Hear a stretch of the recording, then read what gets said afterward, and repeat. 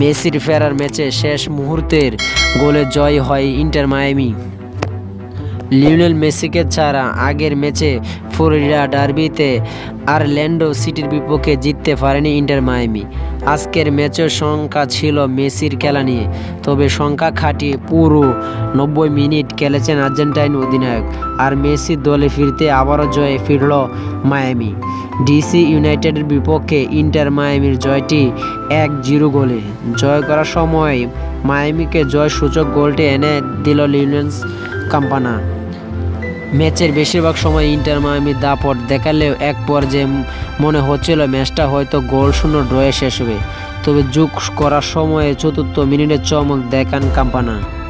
প্রায় মাঝখান থেকে সর্ভিঙ্গ বুস্কেতসকে দারুণভাবে বাড়ানো বলকে নিয়ন্ত্রণ নিয়ে দুর্দান্ত বলিতে বল জালে জড়ান ইকুয়েডরিয়ান এই ফরোয়ার্ড।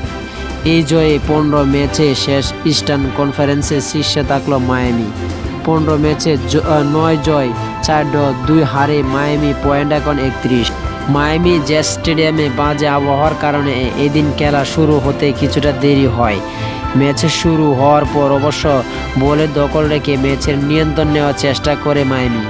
মেসি, লুইস সুয়ারেজ পারফিং ফুটবল বিপরীতে ডিসি ইউনাইটেড চেষ্টা করে প্রতি আক্রমণ প্রণালী ফুটবল খেলার সুযোগ তৈরি, কিন্তু মুষলধারে বৃষ্টির কারণে খেলোয়াড়দের ভারসাম্য ধরে রাখা কঠিন হয়ে দাঁড়িয়েছিল।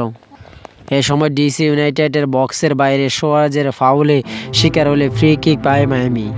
মানব প্রাচীরের মেরে সেই সুযোগটি হাতছাড়া করেন মেসি।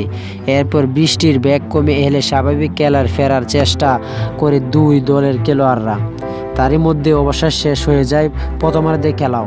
দ্বিতীয়ার্ধের শুরু থেকে অবশ্য ভালোই খেলেছিল ডিসি ইউনাইটেড, কয়েকটি সুযোগ তৈরি করে তারা। তবে ধীরে ধীরে মায়ামির মাঠের নিয়ন্ত্রণ নিয়ে নেন। 70 মিনিটে মেসির দূরপাল্লা শট চলে যায় বারের উপর দিয়ে।